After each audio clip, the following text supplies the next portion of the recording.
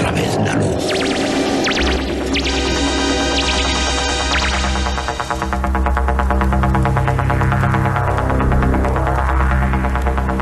Estás entrando en el espacio en blanco.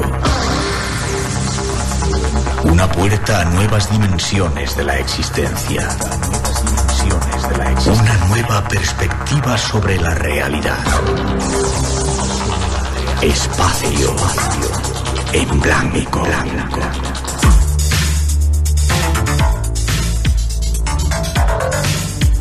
Una producción escrita y dirigida por Miguel Blanco.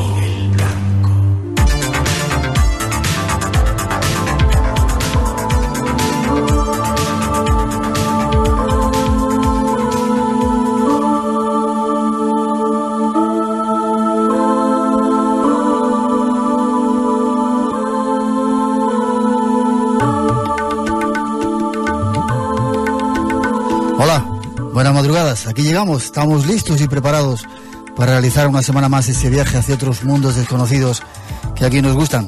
Esto es Radio Nacional de España, no os equivoquéis. Y el espacio en blanco, que somos un poco sin voz.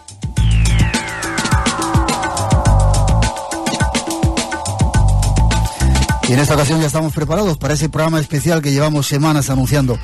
Van a ser 2 noches mágicas, así que no os las perdáis. Algunos dicen que el espacio en blanco va a volver a hacer historia, así que atentos.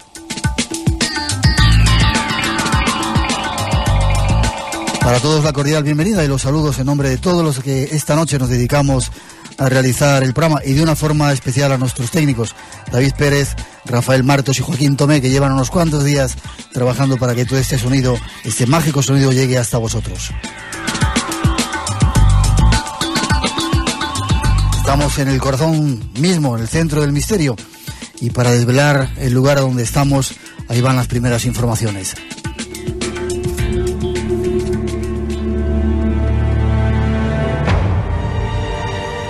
Esta noche os invitamos muy especialmente a acompañarnos. Será un viaje hacia un lugar único en el mundo, donde pocos han podido estar.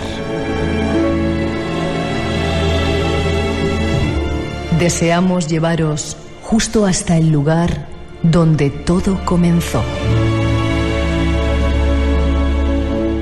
Para muchos es el centro, el corazón mismo del misterio. Para otros, el infierno comienza aquí. Sea una cosa u otra, lo cierto es que se trata de uno de los lugares más misteriosos del mundo, y ya podemos comenzar a desvelároslo. Escuchad.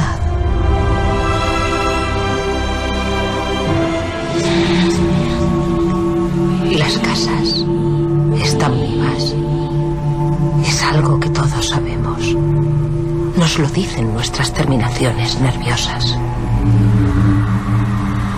Si guardamos silencio, si escuchamos, podemos oír cómo las casas respiran. A veces, en la oscuridad de la noche, las oímos gemir. Parece que tuvieran pesadillas.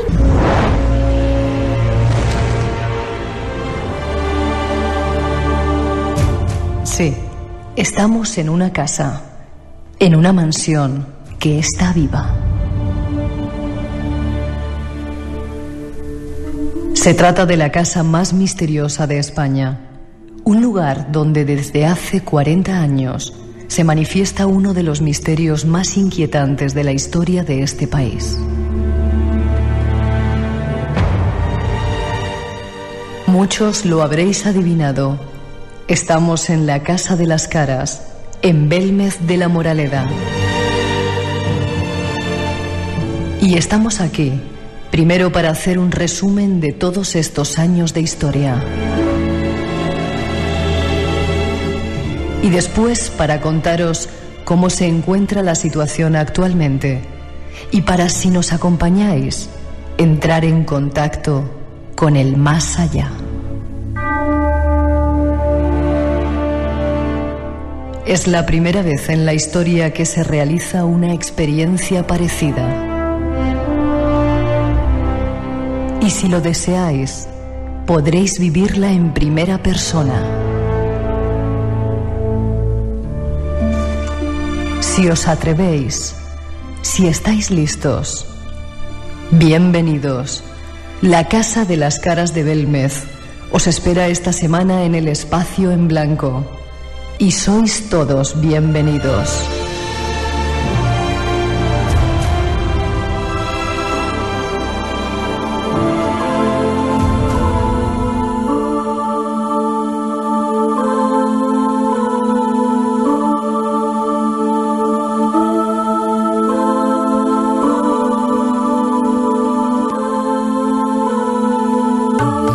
Sí, estamos en Belmez, Belmez de la Moraleda, en la Casa de las Caras, y desde aquí esta noche os vamos a transportar a un mundo único.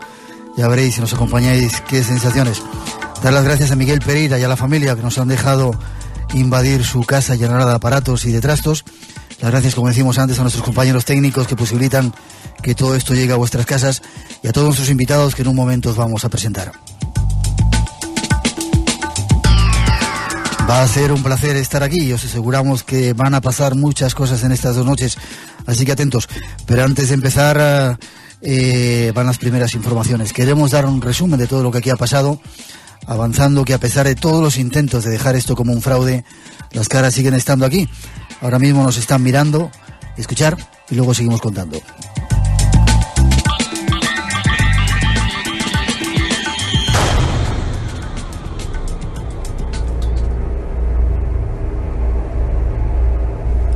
Después de las presentaciones, queremos bucear en la historia, ir al comienzo del fenómeno. Las Caras de Belmez son un fenómeno que se produce desde 1971 en el suelo de la casa de la calle Real, número 5, en el pueblo de Jaén de Belmez de la Moraleda. Estudiosos de la parapsicología han considerado este suceso como el fenómeno paranormal más importante de este siglo XX. La historia comenzaba más o menos así.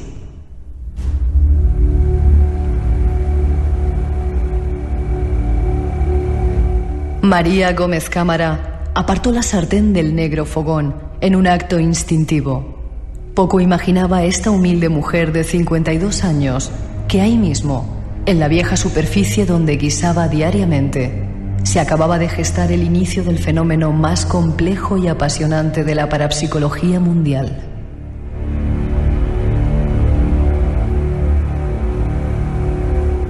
En aquellos primeros momentos pensó incluso que algún vecino malintencionado o incluso sus propios hijos, aprovechando las fiestas patronales, le habían gastado una pequeña broma dibujando un rostro tétrico que miraba de frente en la alargada lasca del suelo de la cocina.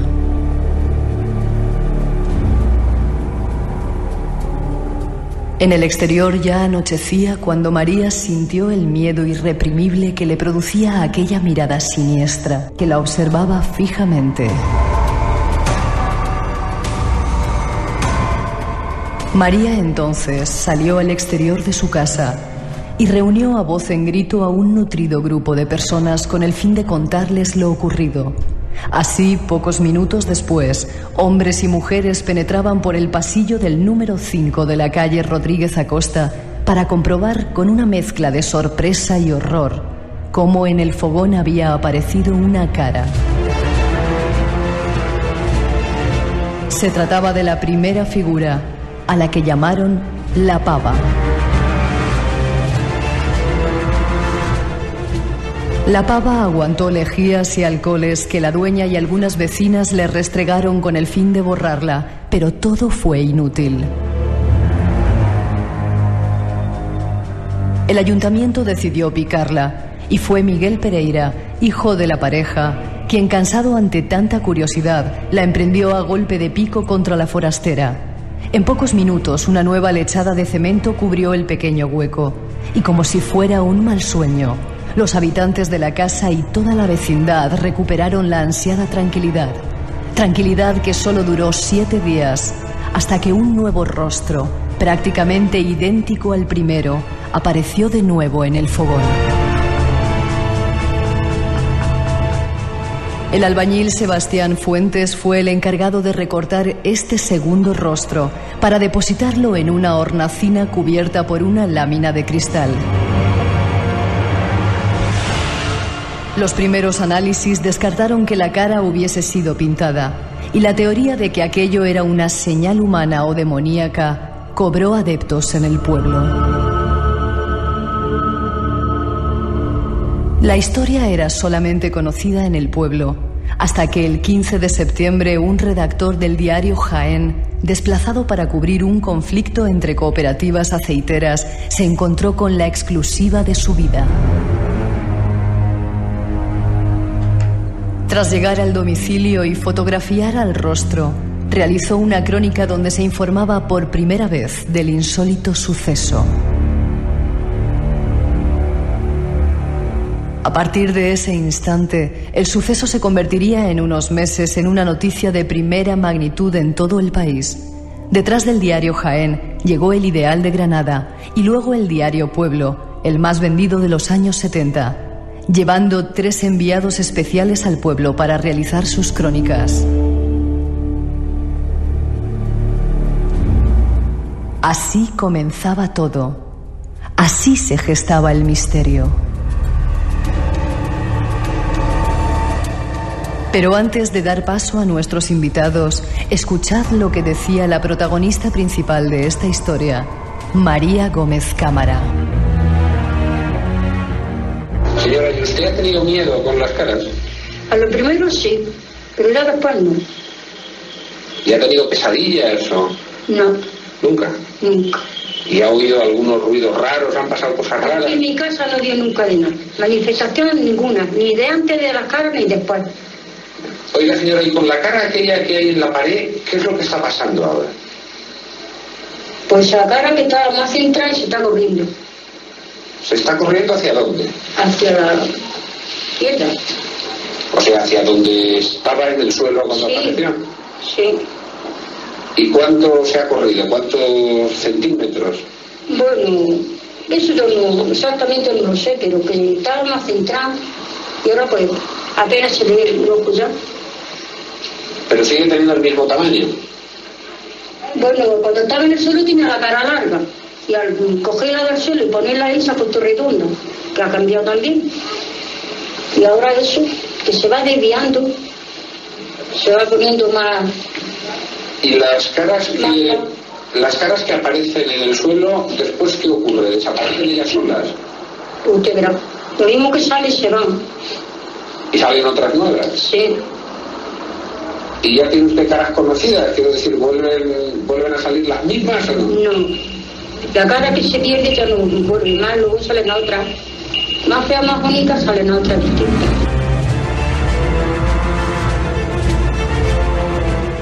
Es nuestro primer testimonio, pero hay muchos más. Escuchemos.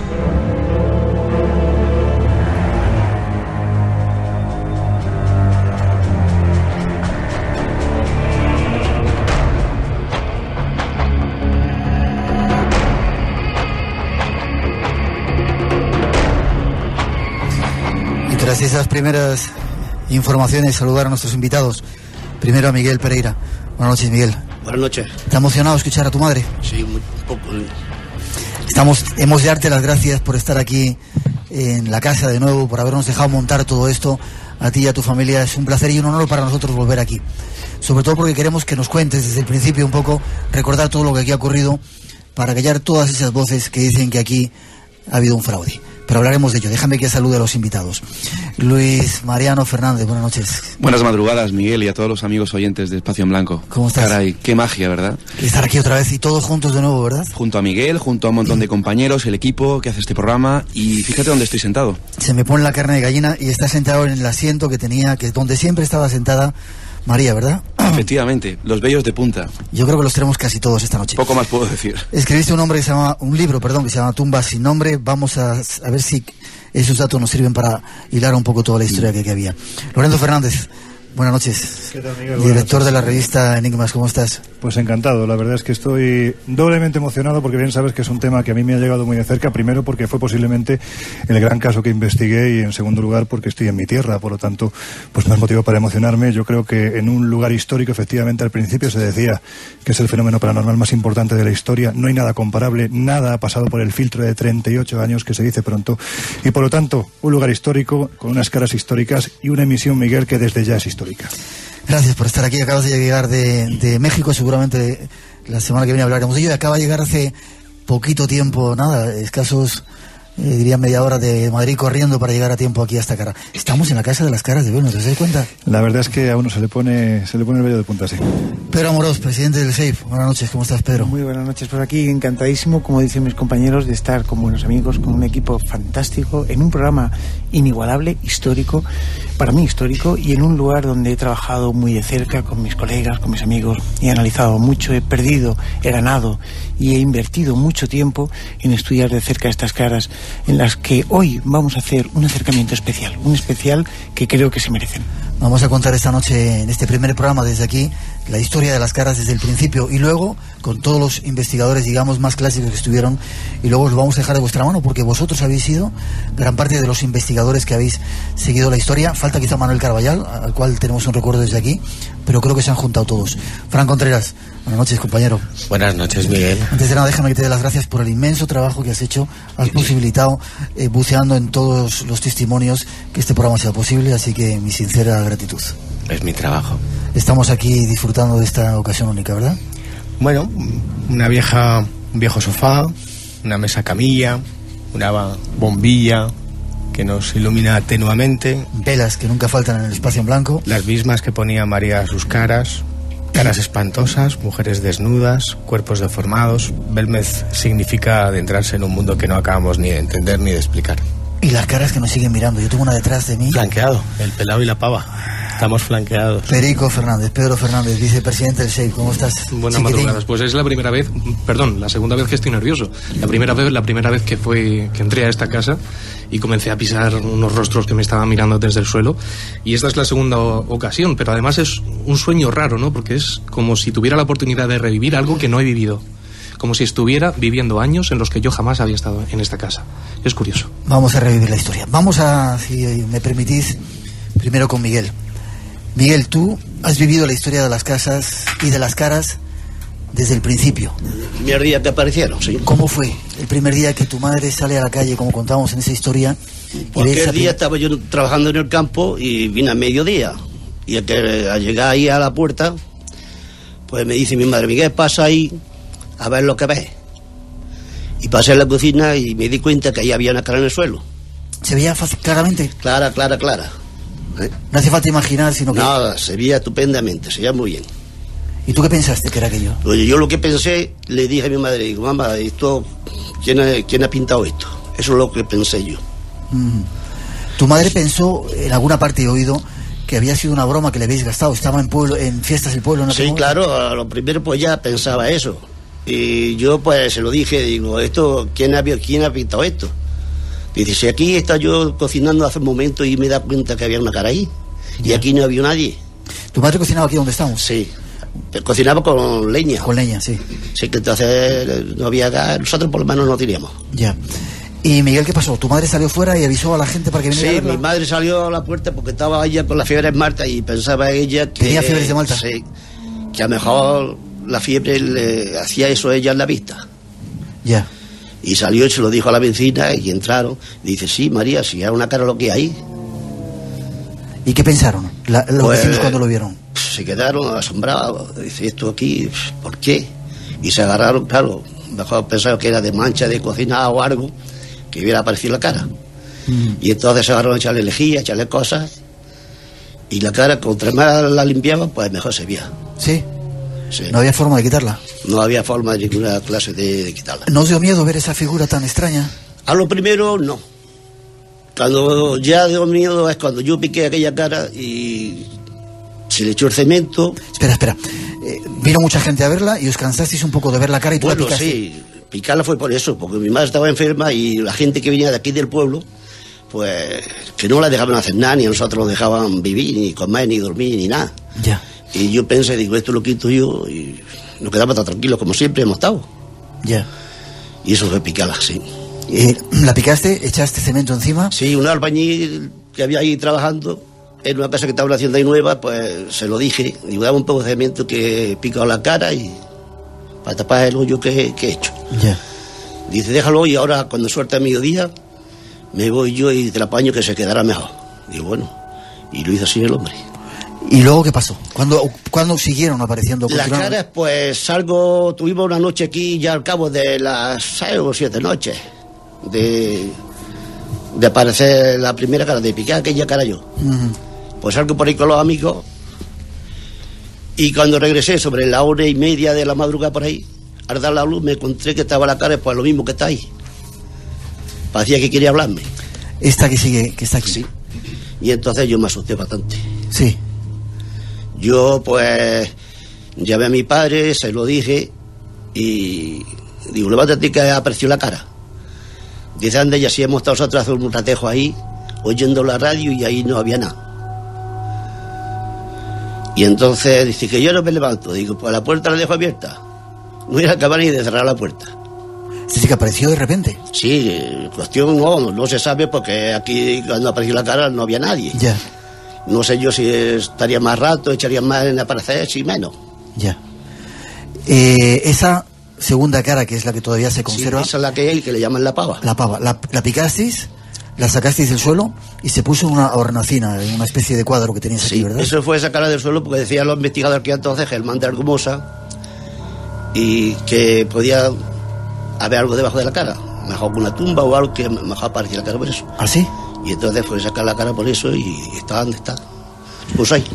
Se puso aquí y es curioso, aunque vamos a ir viendo la historia, parece que se ha movido. Esa cara estaba al principio en el centro del cuadro. Esa cara se puso más centrada. Sí, y de repente dentro de un cristal que nadie la puede tocar, sí, eso se ha ido moviendo. Desde el día que se metió ahí, esa no va a poder ni limpiarse. Casi si tenía polvo, ahí lo tiene. Casi 40 años y de repente se ha ido moviendo sola. Sola. Qué curioso, ¿no? Se ve que ha mejorado buscando el sitio donde apareció. Como si quisiera volver al suelo donde... Puede ser que le pase lo mismo que le pasó a la del pelao. Que se la llevaron para investigarla y a los 7 días de llevársela apareció otra vez la misma cara en el mismo sitio que estaba. No me digas. Estando por ahí, sí. ¿Sí? Qué curioso. Este es el inicio de la historia de las caras de Belmez. Tenemos mucho que contaros. Vamos a desgranar un poco la historia y luego nuestros invitados nos van a contar su experiencia. Estamos en Radio Nacional de España. Seguimos, hay mucho que contaros esta noche. Y no os perdáis ni un solo segundo, que ya veréis qué sorpresas os esperan.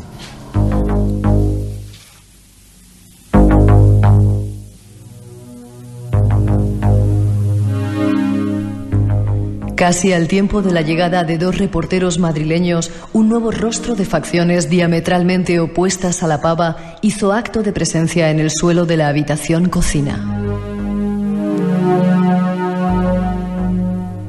Era la imagen de un niño, o incluso de un feto, que miraba fijamente hacia el otro lado de su realidad. Este descubrimiento hizo correr ríos de tinta, al mismo tiempo que encrespó el ánimo de algunos que, como la Iglesia, ya despuntaban en contra del fenómeno. De trazos finos, casi aprovechando las propias marcas del cemento enlucido del suelo, la mirada expresiva de la efigie a la que bautizaron como la Pelona por su calvicie, se convirtió en el centro de atención de los cada vez más visitantes de la casa. Animados por los artículos de los diferentes periódicos, miles de visitantes llegaron a colapsar la localidad serrana con automóviles y autobuses.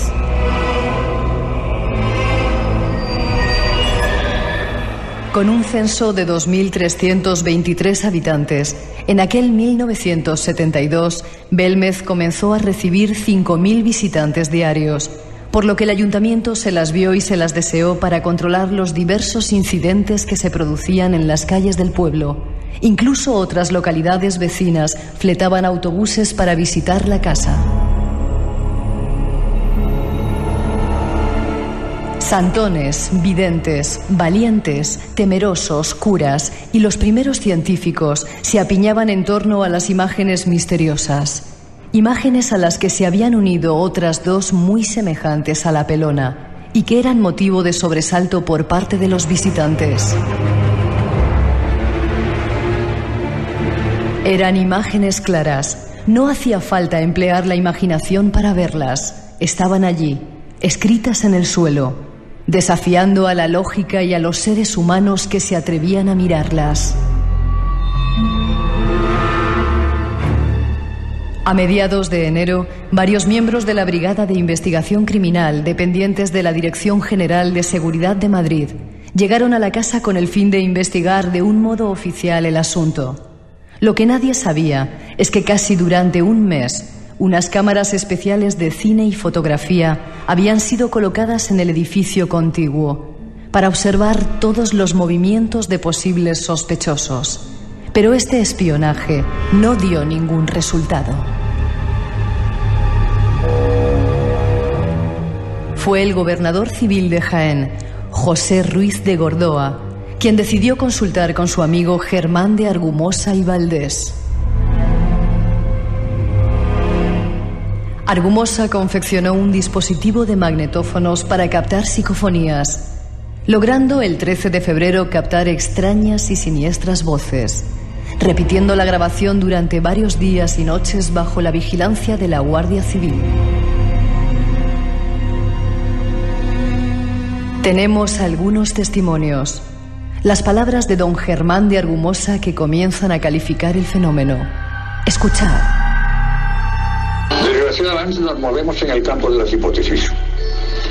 Es el inconsciente de la persona, son los espíritus, seres que tuvieron una existencia terrena y que se encuentran en lo que se llama el más allá, o es otra dimensión desconocida. En mi opinión, todo lo que sea salirse de un planteamiento lógico formal no está justificado.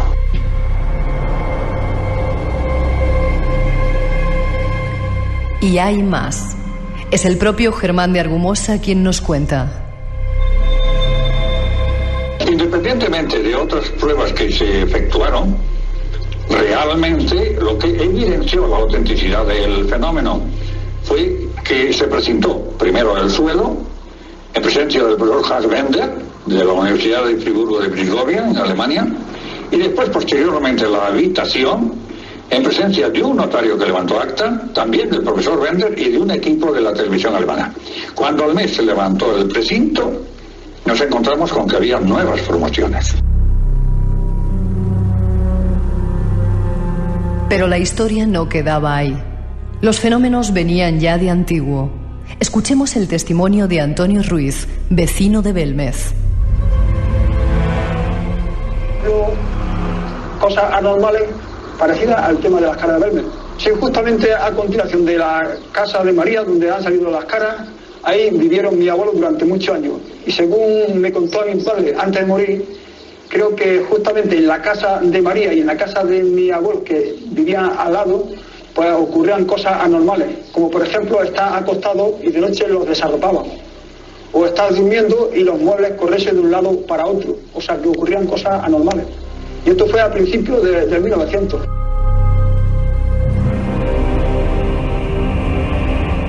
Son algunos datos de esta historia, pero hay mucho más. Escuchemos lo que nos cuentan nuestros invitados.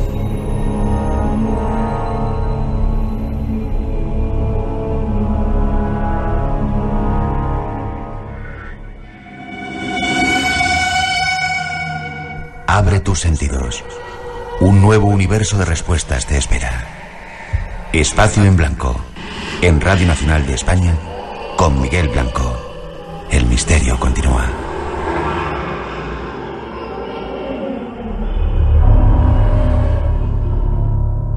Seguimos desgranando poco a poco la historia. Miguel, antes de que entren, quiere todo el mundo hablar, o sea que nos vamos a dar un poquito de prisa. ¿Era verdad que venía tanta gente al principio al pueblo? Sí, era verdad, muchísima. Autocares desde otros lugares, sí. Y venía mucha más gente que la población que había aquí en el pueblo. Sí, bastante más gente. ¿Cómo lo vivíais vosotros eso? Pues fatal. Sí. Sí, muy mal. Porque a las 6 de la mañana estaban dando golpes en la puerta. Para entrar a verla. Para entrar a verla. Y cuando llegaban las 1 o las 12 de la noche, había gente todavía haciendo cola. Ya. ¿Y os pagaban algo? Nada. Nosotros no han pagado nunca nada. Contaba también esta introducción que se precintó. Hubo un momento en que se hicieron pruebas, la cocina se precintó. ¿Durante cuánto tiempo estuvo precintada? 3 meses. ¿3 meses? 3 meses estuvo precintada. ¿Con notario? Sí. Luego nadie tocó evidentemente ese precinto ni nada de lo que aquí hay no ahí. se podía entrar, el suelo precintado con un cristal, precintado con su sello y con todo, y la puerta con su candado y precintada. ¿Dónde comíais entonces? Pues en otra cocina, que en la cuadra que tenemos de las bestias, el ayuntamiento nos ayudó a hacer una cocina que hay ahí. Ya. Sí, ahora hablas, un momentito. Está todo el mundo deseando entrar a hablar. ¿Cuántas caras había entonces en ese momento? ¿Cuántas figuras habían salido? Cuando tuvo la puerta precintada, sí, 19 caras nuevas, más las que había, sí. ¿Cuántas había? Pues por aquella fecha mejor habría 4 o 5 en el suelo, creo yo. ¿Aquí en la cocina? Sí. Las caras no solamente han salido aquí, sino han salido en más lugares de la casa. Ya después sí. Sí. Han salido por ahí por el portal. En la otra cocina también apareció otra, que era la mujer de la copa. Sí. Que apareció con un ramo de flores y la mañana de Viernes Santo amaneció con... Sí. Con la copa. Ya. Hay un testimonio que hemos ofrecido de Antonio Ruiz que decía que en las casas aledañas habían dado fenómenos. ¿Tú querías hablar, Luis Mariano?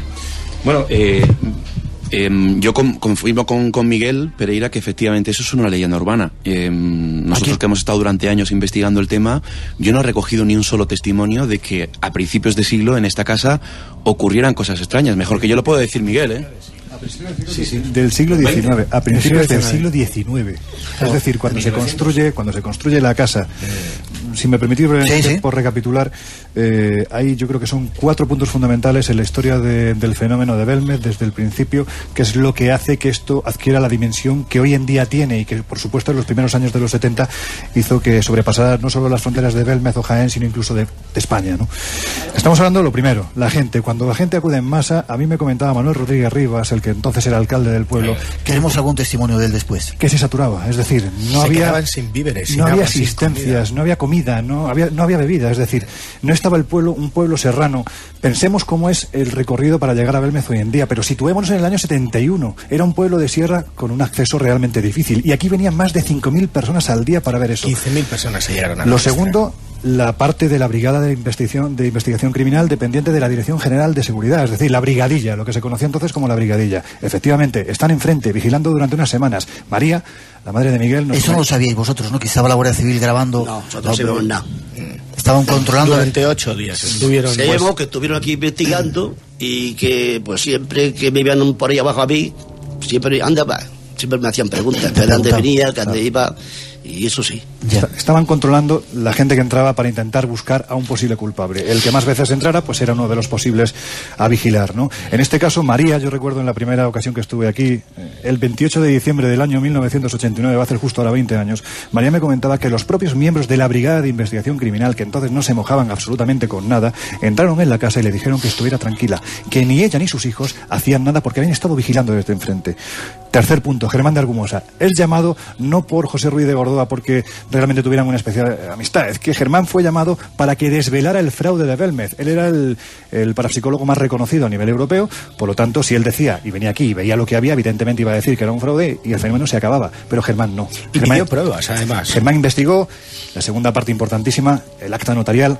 Hubo 2 precintos, un primero que se hizo, se puso un plástico, estaba el maestro del pueblo, estaba el alcalde y estaba Germán, que se pasó prácticamente sin pena ni gloria. Pero hay un segundo precinto, que es el de Antonio Palacios Luque. Levanta acta notarial, ahí tenemos los lacres, podemos ver todavía en la puerta los sellos rojos del lacre. Sois vosotros quienes sacáis a la luz ese documento. Eso, bueno, periodísicamente lo sacan. Lorenzo Fernández y Iker Jiménez. Lo saca la revista Enigmas.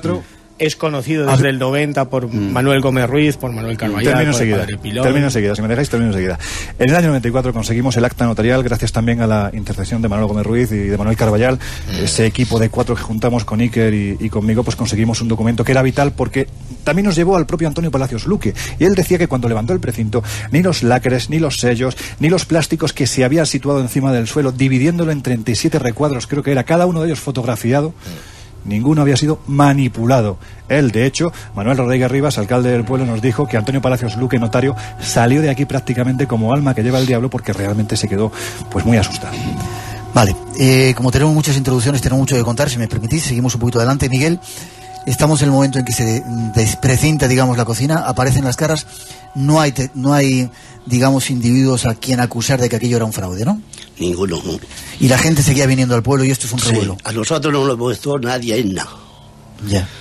No nos molestó porque todo lo que quería hacer, investigadores, todo lo que quería hacer aquí algo, no se le ha puesto pega a ninguno. Y además, eso es han cierto. hecho lo que han querido y como han querido. Siempre hemos tenido una facilidad desde la Sociedad Española de Investigaciones Parapsicológicas, por ejemplo, a partir del año 95, en todo, tanto la familia de María como toda la gente del pueblo nos ha facilitado en todas las investigaciones. Tú has lanzado una pregunta antes, Miguel. Déjame que diga, damos fe de eso. Realmente hablamos enseguida con Miguel para hacer este programa y no nos han puesto ningún tipo de problema, ni nos han pedido dinero para venir aquí a hacer este programa, cosa que os agradecemos y que queremos que quede claro. Lorenzo. Mariano, perdón. Lanzabas una pregunta porque hemos escuchado un testimonio de Antonio Ruiz diciendo que habían ocurrido aquí fenómenos paranormales. Sí. Y no hemos contestado. Bien. Miguel decía que no, que aquí no había ocurrido absolutamente nada y que eso son invenciones de la gente. ¿Es cierto o no? Es cierto. También ese muchacho que ha dicho esas cosas, pues se agarró a discutir con mi hermano ahí en la puerta una vez que vino una televisión. Sí. No me acuerdo de la televisión que era, porque yo no estaba. Y se agarró a decir que la cara de la pava, que esa cara se agarró a aparecer a poco. Cuando esa cara no la vio nadie aparecer.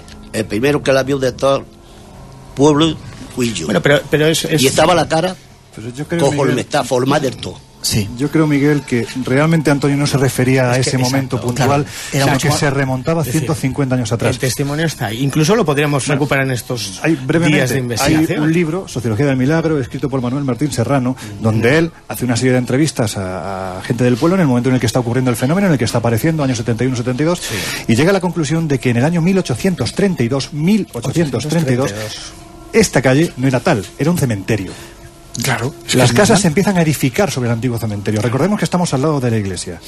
Lindando con la iglesia. Y ahí Manuel Martín Serrano recogía testimonios de la gente diciendo que esta tierra, cuando llovía, la calle evidentemente no estaba asfaltada, se levantaba la tierra y salían los cadáveres. Pero decían que la tierra estaba cursía de muertos. Es lo que decían. Dejamos ahí, porque hay más datos que dan de esa posible extraña historia de la casa y seguimos desgranando un poco la secuencia histórica. Radio Nacional de España, estamos en este programa especial en Belme de la Moraleda, aquí con un montón de invitados y queremos desgranaros, daros respuestas a ese increíble misterio que es las caras de Belmez. Con esa introducción seguimos.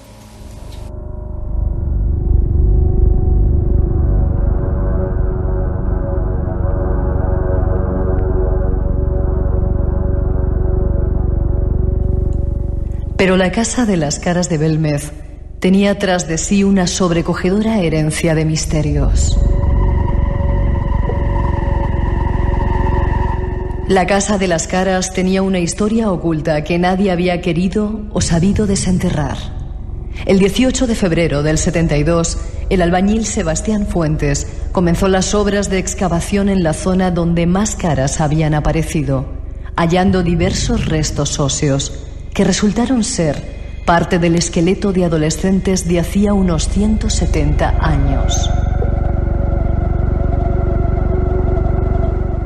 Se sacaron cientos de huesos, multiplicando la creencia de que los 4 dígitos aparecidos bajo la figura del pelao eran una fecha en la que se produjo un acontecimiento que explicase las apariciones.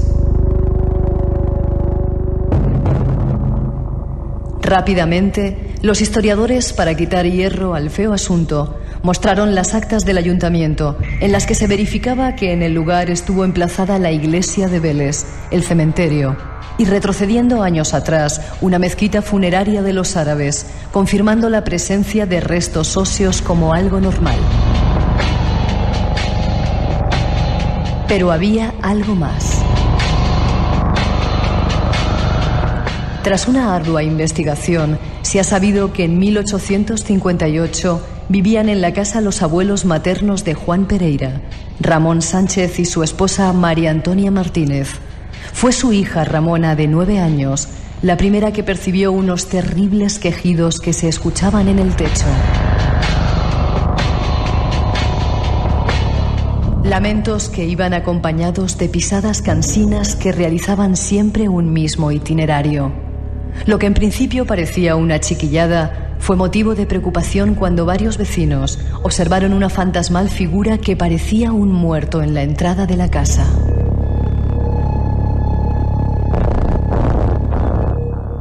Al mismo tiempo, los enseres y cacharros de la casa saltaban y bailaban como por arte de magia.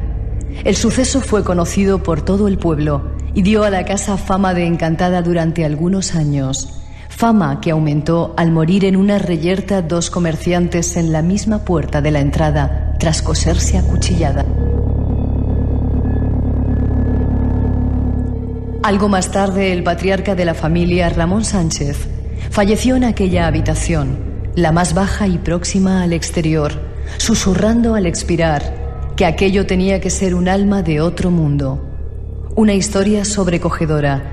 Si añadimos que en 1978, y por su expreso deseo, Juan Pereira fue descendido momentos antes de fallecer a la habitación cocina que ya tenía más de una docena de rostros, entre los cuales murió el dueño de la casa. La aparición de huesos humanos hizo que se desataran las más variadas hipótesis acerca del fenómeno. Escuchemos el testimonio de Sebastián Fuentes, el jefe de obra que excavó la cocina y encontró los restos humanos. Ya se estudió y se hizo un agujero en toda la habitación, grande. Casi toda la habitación la llenábamos, medio agujero, y la tierra que sacábamos la echábamos a la planta afuera y donde podíamos, o a la calle. Y salían huesos humanos allí. Huesos.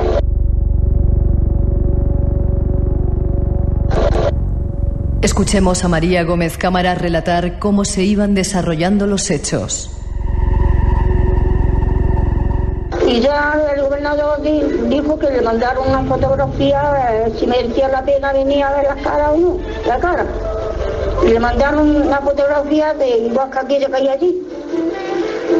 Y vino la Guardia Civil, y vino la policía, vino el gobernador, vinieron muchos soldados, vino la televisión, el domingo próximo, y claro, el primer científico que vino fue Argumosa. Luego ya se juntó con Jan Bender y ya venía Jan Bender también con él.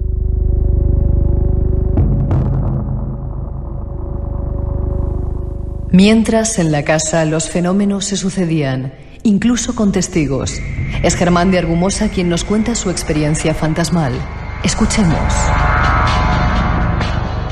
Y cuando estaba dejando estos silencio, estábamos dejando pasar la cinta, veo que el profesor Bender vuelve así la cabeza para un lado, vuelve la cabeza para el otro,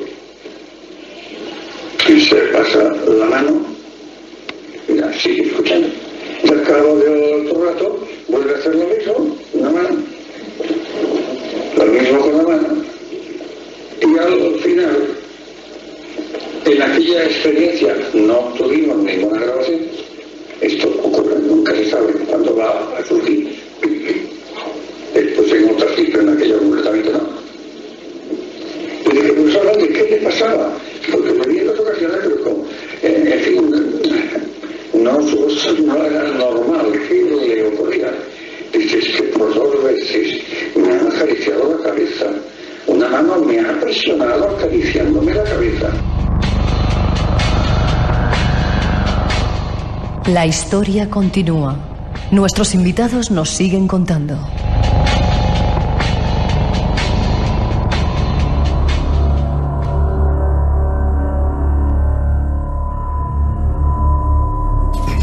Tratamos de contaros la historia con los datos que tenemos. Miguel, decías que había algunos datos inexactos en lo que habíamos contado. Sí. Discúlpame, ¿se excavó aquí en la cocina? ¿Se sacaron huesos? Sí, aquí se hizo una excavación de 2,80.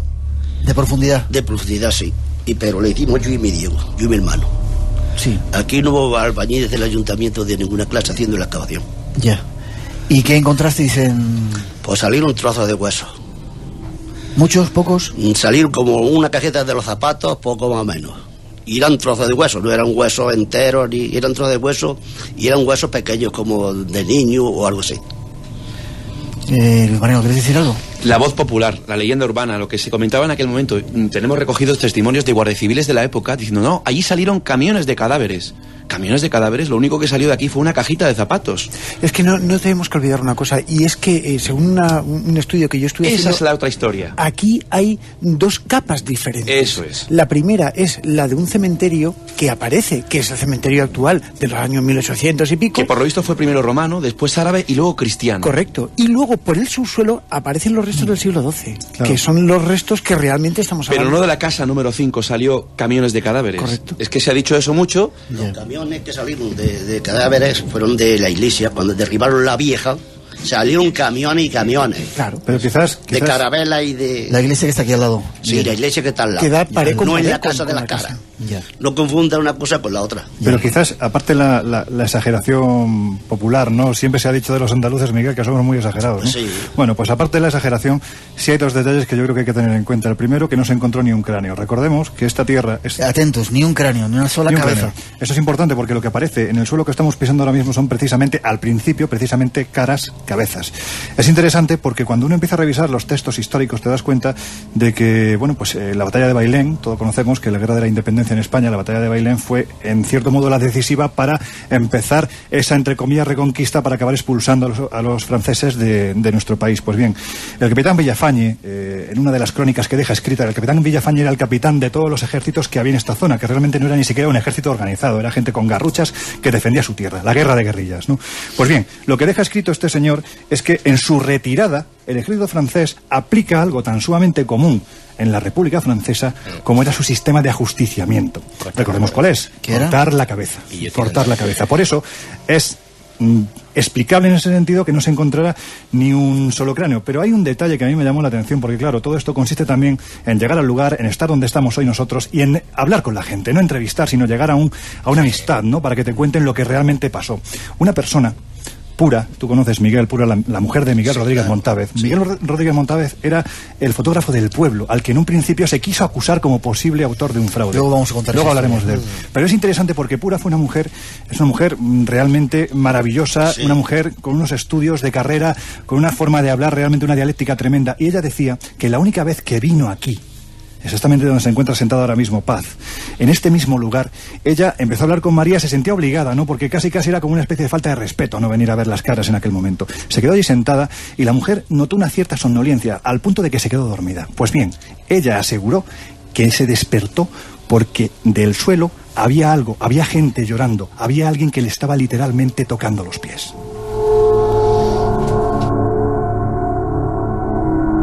No tenemos mucho tiempo, estamos a punto de entrar en no es el único testimonio el que cuenta. Ella no volvió más, dijo que no volvía más y de hecho no ha vuelto a casa. Hay muchísimos más. Y recomponiendo ese puzzle que estamos haciendo esta noche de Belmez, es curioso, esto hay que decirlo, es un episodio íntimo de la vida de María, de la madre de Miguel, pero se ha comentado, es Vox Populi.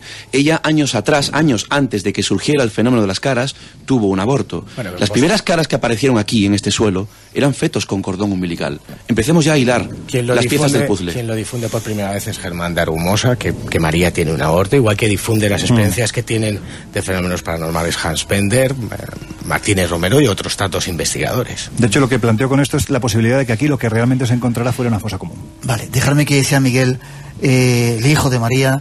¿Es cierto que tu madre tuvo abortos y que esas primeras caras que salieron eran como fetos con cordón umbilical? Sí, es cierto que mi madre tuvo un aborto, pero las primeras caras aparecían ahí donde está esa grande que hay en el suelo. Sí. Y a lo primero aparecía una cara grande nada más. Se quitó 4 o 5 veces, se le echaba cemento nuevo y volvía a aparecer esa cara grande, que parecía a la cara esa que de la pava. Ya. Una cara grande así. Ahí también quien dice, estamos a puntito de hacer una mínima pausa y todo el mundo quiere contar cosas. ¿Esto había sido anteriormente una casa de mujeres? ¿Una casa de prostitutas? Que es otra teoría que se había dado. Bueno, esa teoría surge por las psicofonías, fenómeno concomitante al mundo de las telespalastes. Pero no hay datos concretos. Hay 3 psicofonías, entre ellas está la de los sonidos eróticos que habla Germán de Argumosa. Yo no sé si luego vamos a poderlo escuchar a Germán contándolo, y se interrelaciona. Germán Picapatio, Llevando Cemento, creo que también Kiko Borracho, que se intenta constatar la historia de que aquí antiguamente vivió una persona que se llamaba Kiko y que era bebedor, pero bueno. Algunas de esas psicofonías vamos a escucharla hoy y sobre todo mañana, que vamos a hacer también pruebas. Miguel, a punto de terminar, había caras que salían de repente. ¿Cuánto tiempo tardaban? ¿Tardaban mucho en salir? ¿Días o de repente? La cara, cuando se quitaba el cemento, se echaba, y cuando el cemento se oreaba, se secaba, volvían a aparecer. Ya. Pero era una cara grande sola. Luego después sacaron a salir ya las pequeñas, ya que salían por todo. ¿Y es cierto que cambiaban de un día para otro, de un tiempo para otro, iban cambiando? Sí. ¿Y es cierto que de repente de una cara salía otra? Sí, claro. Lo más curioso, Miguel, referente a las caras, es que tenían, como decía el gran Germán de Argumosa, elementos bivalentes y trivalentes. Es decir, los rasgos, un ojo, una nariz, una boca, conformaba otro rostro. Aparecían y se sigue produciendo. Y eso es algo sobrecogedor. Estamos en torno a esta mesa camilla que lleva aquí muchos años, y justamente debajo hay caras. Bueno, debajo de donde está Miguel había una familia entera. Totalmente. Y hay una cara que todo el mundo recordará, testimonios de guardias civiles que hemos recogido, de gente del pueblo. Hay una cara que se parecía muchísimo a la de Franco. Esa está fotografiada. Bueno, pero es lo que comentaba toda la gente. También comentaban un montón de cosas, y acabamos de ver que hay mucho voz. Hablamos de ello, si os parece, en un momentito. Esa exageración.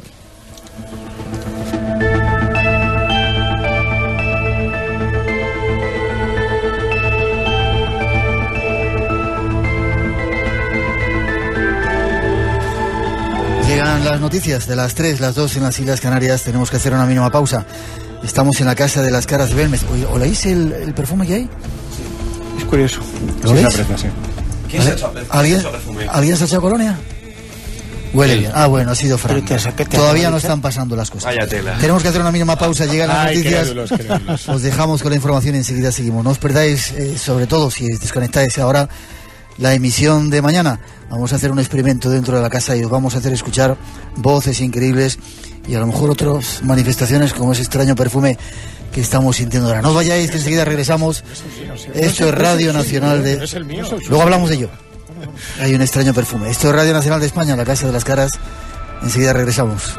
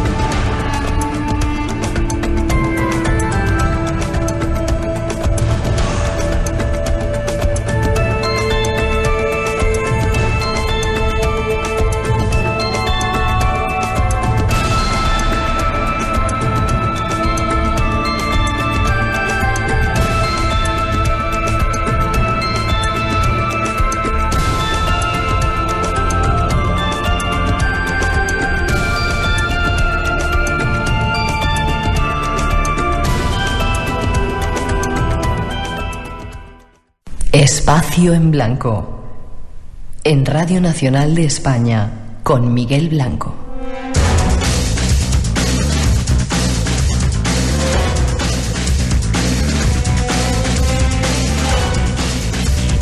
Pasan algunos minutos de las 3, las 2 en las Islas Canarias.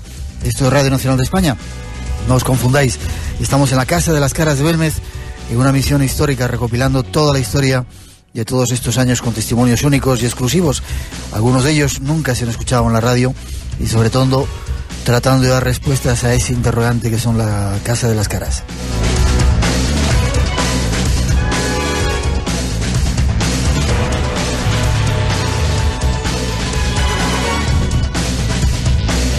y seguimos. Antes de daros más datos, Miguel, ¿has olido el perfume? Sí. ¿Era el perfume de tu madre? Sí. Terminamos la anterior hora oliendo un extraño perfume. Decían era que mi era... colonia. Pero no era la tuya. Que no. A mí me ha recordado absolutamente al perfume de María, y se lo he hecho a Miguel. Oye, y por eso os lo he dicho, que veré ahí y a visitar el perfume ese que tiene mi madre ahí. Y está en una botellita, muy antiguo. A mí era curioso porque me ha olido a perfume antiguo. Sí. Habéis sacado esa botellita del perfume de tu madre, y era el perfume de tu... Olía como el perfume de tu madre. Sí. ¿Tú crees, Miguel, que tu madre puede estar cerca de nosotros en la casa? Puede ser. ¿Tú crees en esas cosas? Yo claro que creo. Radio Nacional de España, el Espacio en Blanco. Seguimos. En esta casa han pasado muchas cosas. Atentos a la gente que nos escucha en el podcast y después... ¿Habéis escuchado esa voz? Sí. ¿Ha dicho María? No sé qué ha dicho, pero se ha oído perfectamente. Yo pensaba que era un efecto del programa. Creo que es el momento, Miguel, para hacer algún tipo de llamamiento. Estamos grabando el programa, estamos haciendo el programa, de que si hay algún fenómeno que se manifieste en este momento.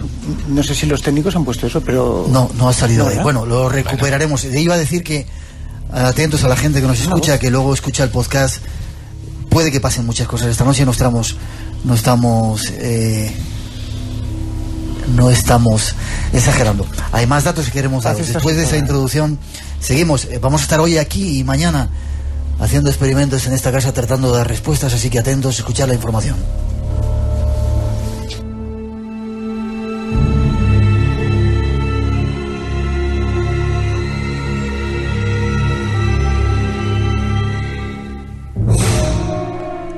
No pasaría mucho tiempo hasta que las autoridades decidieran intervenir y acallar las voces de aquellas extrañas caras.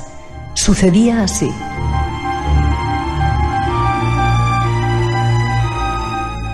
Nuevas caras eran descubiertas por los periodistas, mientras otras se formaban casi instantáneamente para volver a desaparecer en unos minutos.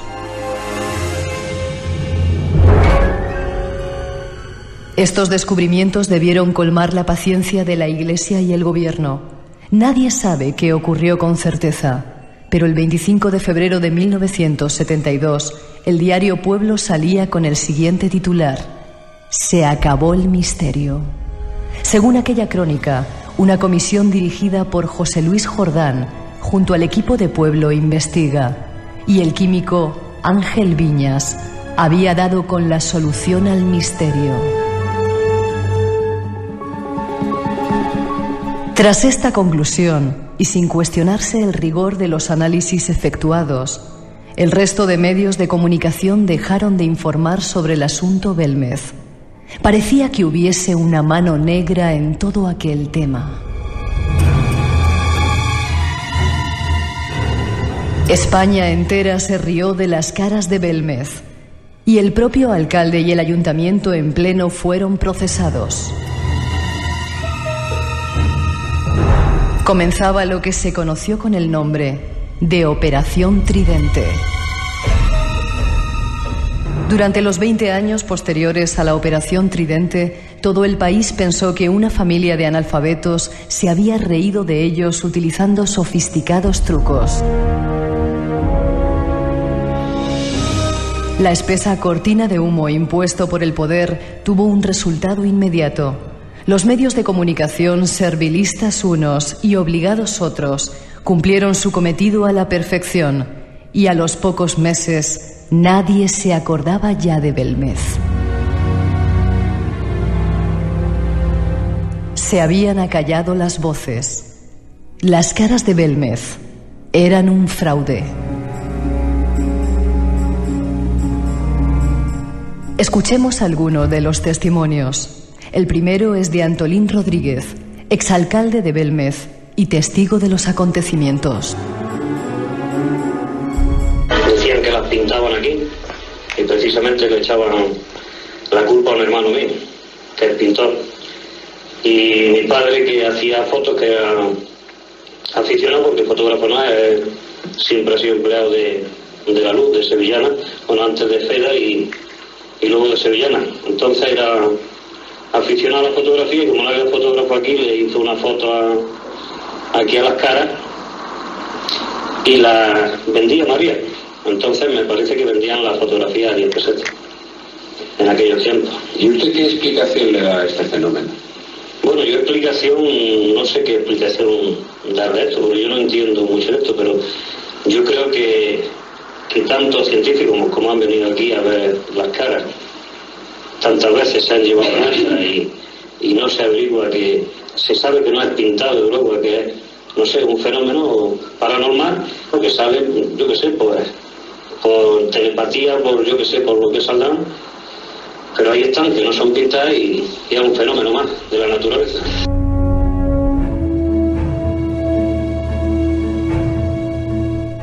Pero hay más. Ramos Perera, presidente de la Sociedad de Parapsicología, nos da su testimonio.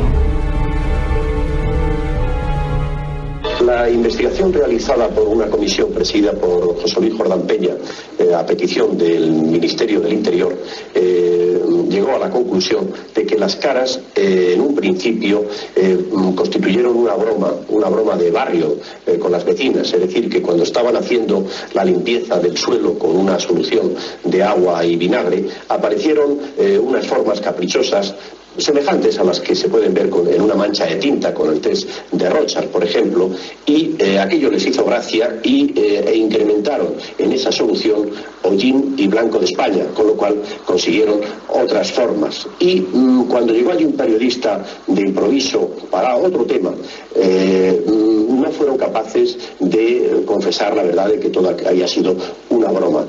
Y es cuando empieza el boom, el gran fenómeno de las caras de Belmez. Y José Luis Jordán Peña, con su comisión, ha puesto de manifiesto de forma absolutamente ineludible que la cara que aparece en la pared, que estaba en un principio en el suelo y que está tras una hornacina, hay una pigmentación añadida muy clara con un pincel que se ven exactamente las huellas con macrofotografía de las cerdas del pincel. Y yo mismo he realizado fotografías con infrarrojo y se pone de manifiesto esa pigmentación añadida. Por lo tanto, para mí, las caras de Belmez son un fraude.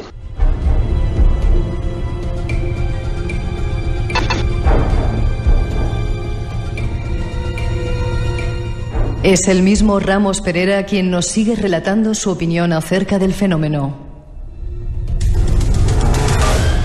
Yo estuve en Belmez cuando estaba esa habitación supuestamente precintada y encontré a la señora limpiando el suelo, levantando el plástico que estaba supuestamente precintado, y estaba la mujer muy afanada limpiando el suelo y me dijo, disculpándose, que claro, que había tenido que hacer eso porque allí había muchísima humedad que, recuérdese que por la sustancia higroscópica que en aquella zona se utiliza para el fraguado del cemento, es capaz de acumular manchas de color oscuro, evidentemente de mayor intensidad cuanto mayor es la humedad. Por lo tanto, el precintado lo que hizo fue aumentar el grado de humedad y por lo tanto el número de posibilidades de que hubiese más caras.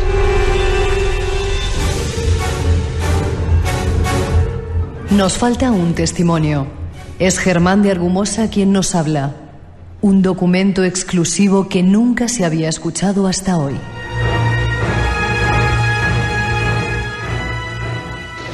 De esto no he hablado hasta ahora, pero ahora sí ya voy a hablar.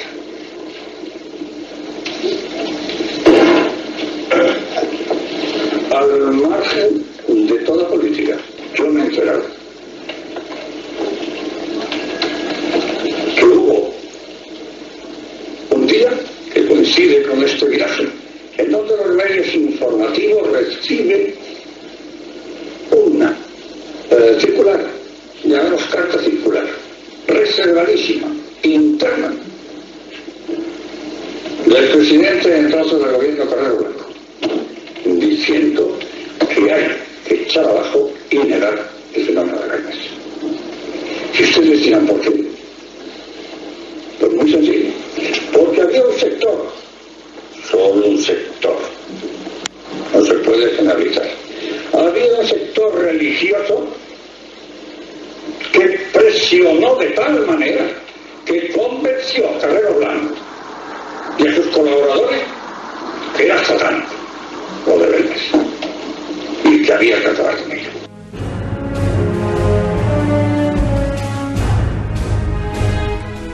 ¿Humedad? ¿Fraude? ¿Maniobra para acallar las caras? Veamos lo que opinan nuestros invitados.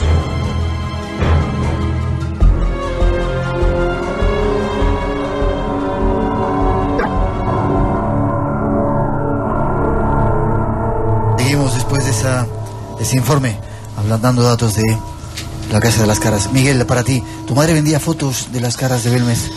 Mi madre pues llegó, como aquí esto se puso así de gente, y se lo dijo el alcalde a mi padre. Dice, vender fotos, hacer algo, porque ¿qué vais a hacer así? Ya.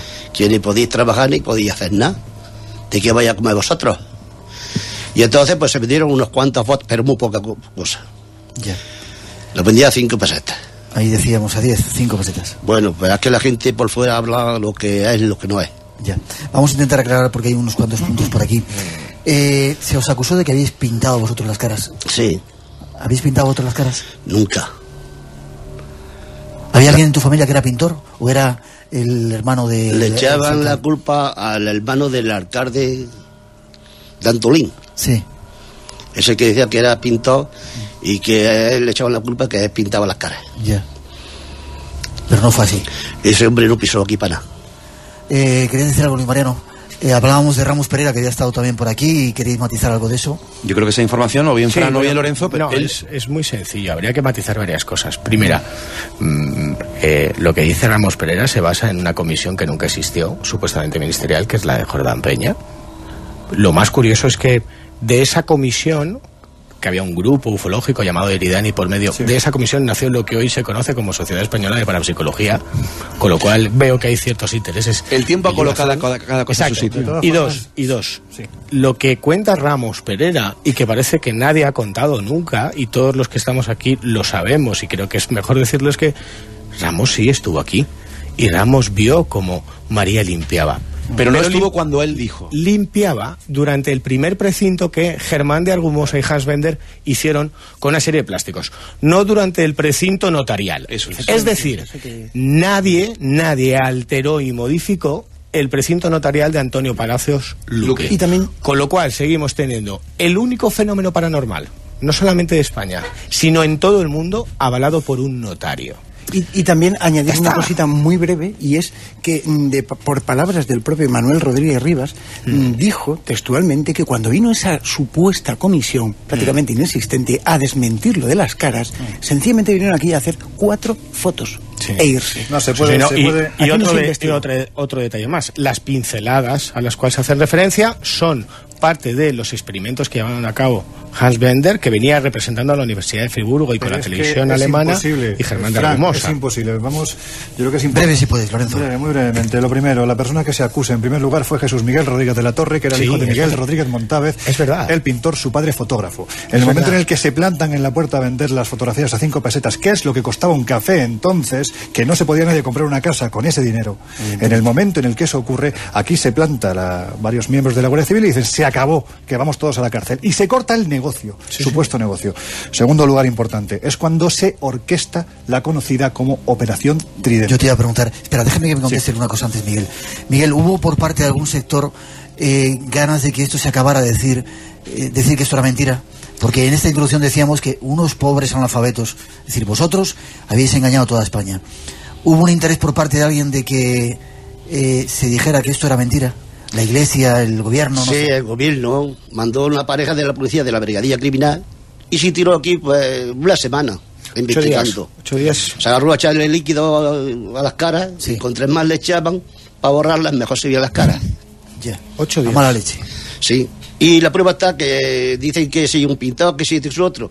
Si nosotros metemos aquí un pintor o la pintamos nosotros, no vamos a ser tan tontos de dejar que lo investigue todo el que quiso investigar.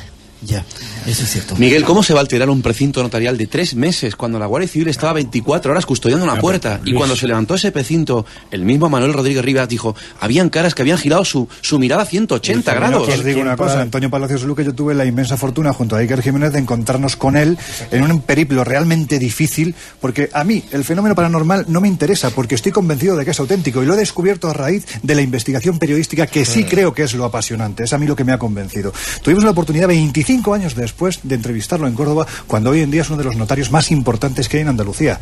Y él decía, yo precinté eso, no se rompieron los precintos y aparecieron más caras. Operación Tridente. No os dejo hablar, mañana tenemos tiempo de seguir debatiendo solamente un montón de cosas. Un titular más.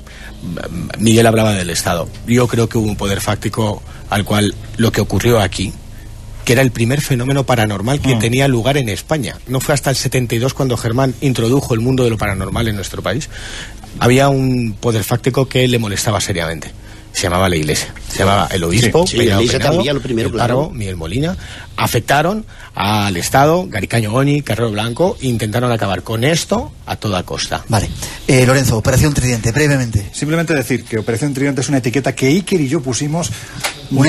Que no existía. No, oficialmente no hubo una Operación Tridente. Nosotros le pusimos Operación Tridente porque realmente eran 3 puntas de lanza enfocadas directamente a acabar con el fenómeno de Belmez. Exacto. La primera, la Iglesia, encabezada por, en Belmez, el párroco Antonio Molina, y en Jaén por el obispo Miguel Peinado, al que sus feligreses de una forma bastante graciosa llamaban el repeinado, ¿verdad? Sí, es verdad. Bien.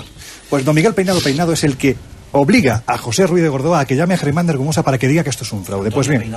No, Miguel Peinado se llamaba. Era Antonio Molina y Miguel Peinado.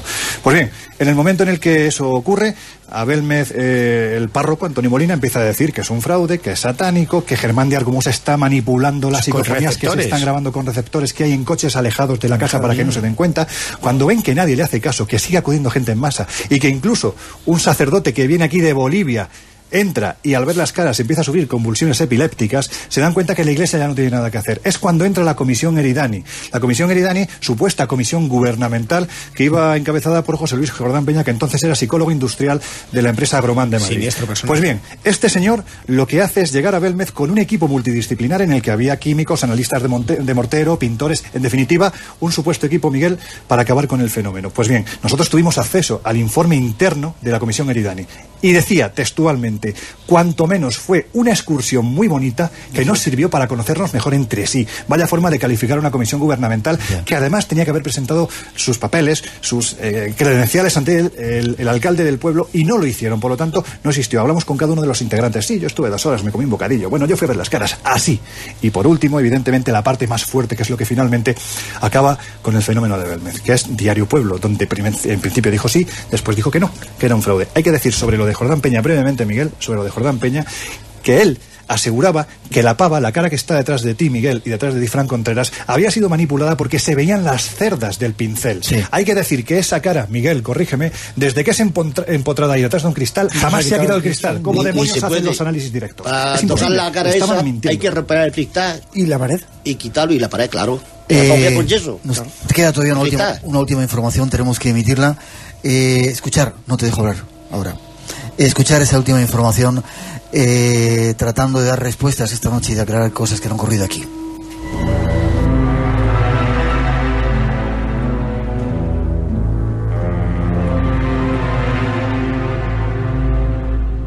A lo largo de los años se hicieron muchas investigaciones sobre las caras. Uno de sus protagonistas fue el profesor Germán de Argumosa.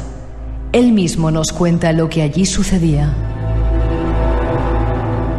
Unas se mantienen, otras no. Unas se van, luego regresan. Otras se van y no vuelven, por ahora. Algunas aparecen de momento, como por ejemplo, delante de Pedro Sagrario, un periodista de la fíjese que de nombres, y de Antonio Alcalá, del diario Jaén. Antonio Alcalá estaba convencido de que aquello era auténtico. Pedro Sagrario me confesó después que se cafeaba hasta que ocurrió lo que se llama este río. Estaban discutiendo cuando yo no me encontraba presente. Y Antonio le decía a Pedro: desengáñate, aquí no hay fraude, esto es auténtico. E intentaba argumentarle para que lo creyeran. Y Pedro decía: el profesor Argumosa tiene aquí a todos embaucados como bobos y aquí nada de nada. Y cuando estaban en esta conversación, es Pedro Sagrario el que me llama con una voz que hacía pensar que le estaba ocurriendo algo, que estaba sufriendo un trauma. Llego corriendo y me dice: mire, don Germán, lo que está saliendo ahí, delante de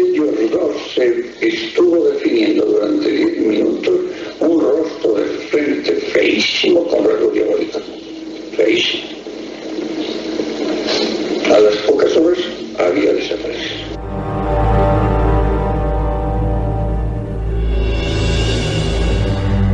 Mientras María y su familia seguían viviendo en la casa. A la pregunta de qué ocurriría cuando ella no estuviera, la propia María contestaba: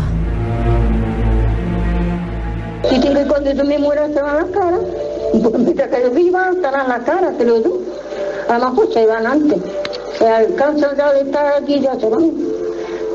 Que se vayan a otro lado y le dan la murga a otro.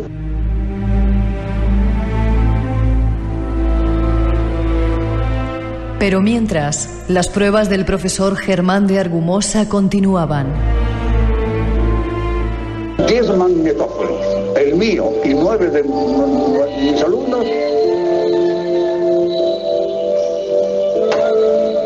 En estos 10 se graba una voz femenina que dice: el infierno empieza aquí. Y luego, en una posterior grabación, a una pregunta mía se obtiene la siguiente introducción paranormal: yo sigo enterrado. Otra grabación de verdadero interés es un grito muy desagradable de mujer después de haber seguido expresiones eróticas.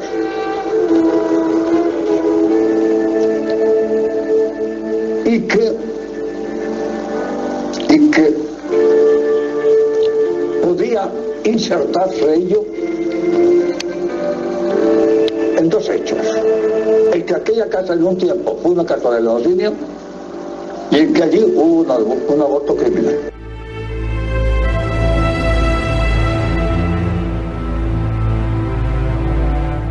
Las caras comenzaban a hablar. Se conseguían las primeras psicofonías. El infierno empieza aquí. Yo sigo enterrado. Germán pica patio.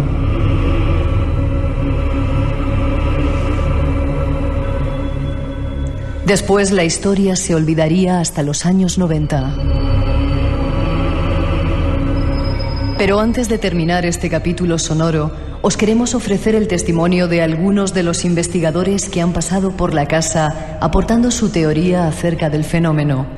Quien nos habla en los próximos minutos es José Martínez Romero, testigo e investigador del fenómeno. El fenómeno de Belmez, como ya en un principio supuse, era la emisión inconsciente de la telepsia de Doña María, la proyección inconsciente de esta fuerza psicofísica que se plasmaba en el suelo, que aparecía como el cliché psíquico de su pensamiento.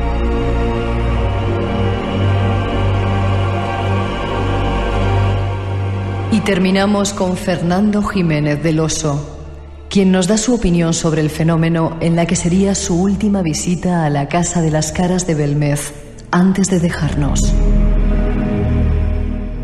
Creo que aunque sea poco a poco y aportando pequeñas experiencias y pequeñas investigaciones, pues al cabo del tiempo habrá elementos de juicio suficientes para sacar, si no una conclusión definitiva, pues al menos dejar para los investigadores de generaciones siguientes datos suficientes para que acaben concluyendo en qué consiste este fenómeno paranormal que por hoy carece de explicación.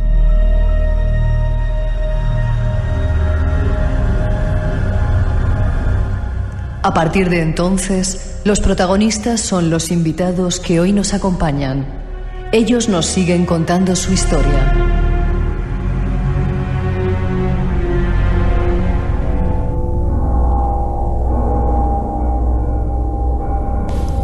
Ahí estaban parte de los testimonios de los grandes investigadores. Queremos decir que este programa hoy es un testimonio de agradecimiento a los clásicos, ¿no? Sí, yo creo que todos estamos aquí, que de todos, aunque lo diga yo, es el sentimiento que tenemos todos a casi 40 años de misterio, de algo inexplicable, ¿no? Nosotros quizás somos la última generación de Quijotes en un mundo de Sanchos buscando una respuesta a lo que aquí ocurre. Y antes que nosotros ha habido gente, y ese es el homenaje, como Germán de Argumosa, como José Martínez Romero, como Hans Bender, como Manuel Gómez Ruiz, como el padre Pilón, como Manuel Carballal, como Iker Jiménez, como tanta y tanta gente que ha intentado vislumbrar, mejor o peor, poniendo su esfuerzo, su ilusión, qué es lo que aquí se escondía. Vosotros retomasteis después ese testigo y son los investigadores. Mañana nos vais a contar en ese programa especial que vamos a hacer parte de vuestras experiencias. Aquí han pasado muchas cosas, pero antes, Miguel, estamos a punto de terminar. Se decía que cuando tu madre se fuera, las caras iban a marchar, pero las caras han seguido aquí. ¿Qué ha ocurrido desde que tu madre falleció? Pues han aparecido algunas caras más. ¿Han aparecido caras nuevas? Pero claro, la fuerza que tenían cuando ellos estaban no la tienen. Es como si hubieran perdido un poco de energía, sí. Han perdido intensidad. Se han perdido. Algunas. Ya. Incluso en el proceso, Miguel se acordará, cuando María estuvo hospitalizada, 2 semanas antes de morir, la casa estaba cerrada. Miguel nos abrió la puerta y estuvimos comprobando que aquí surgieron caras que publicamos en la revista Enigmas. Esto simplemente brevemente, porque yo creo que son pruebas que sirven para validar un fenómeno que ya de por sí es válido, porque es que lleva casi 40 años. Yo creo que la prueba que invalidó completamente lo que fue la Operación Tridente fue precisamente la serie de análisis que se hicieron sobre este suelo. Miguel comentaba al principio que el pelao, la que está detrás de ti, Miguel, se fue precisamente a Valencia, al Instituto de Mineralogía e Hidrología, es decir, del CSIC. Investigaron, llegaron a la conclusión de que ahí lo que habían eran elementos propios del cemento. Quizás había sustancias ferruginosas, hierro, que podían permitir cierto tinte, cierto elemento pictórico, pero evidentemente no para modelar estas caras. Sin embargo, lo que sí consiguieron fue precisamente lo que pretendían, ¿no? Que cayera un denso manto de silencio sobre Gálmez hasta precisamente los años 90. Eso en el 75.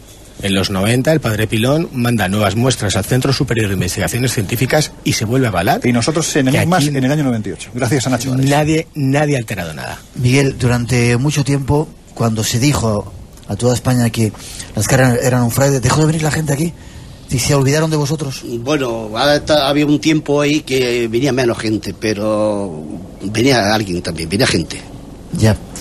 Perico, estás sin hablar. Antes de terminar quiero que nos cuentes una mínima cosa. En esta casa han pasado muchas cosas, incluso miedo. Mucho. Tú has formado parte de varios equipos de investigación. ¿Has pasado miedo?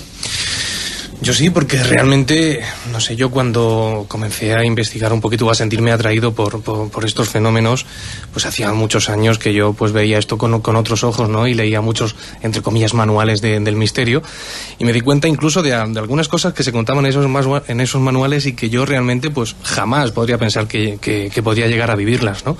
Sin embargo, cuando te metes aquí, te encierras solito, sin que nadie te vea y sin medios, sin cámaras más que las tuyas, en busca del misterio propiamente dicho, y resulta que te lo encuentras y dices, caramba, es que los visionarios aquellos de aquellos manuales no eran tan visionarios, estaban contando lo que realmente había ocurrido y que yo afortunadamente he vivido en esta casa.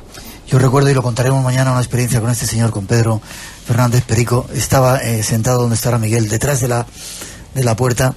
Sentimos una presencia, se desataron todos los, ¿te acuerdas? Sí, los sensores, y le escuché decir, Dios mío, porque creía que algo llegaba. Y es que no lo cuentes ahora. Se nota, lo que sea se nota. Mañana hablaremos precisamente de todo eso.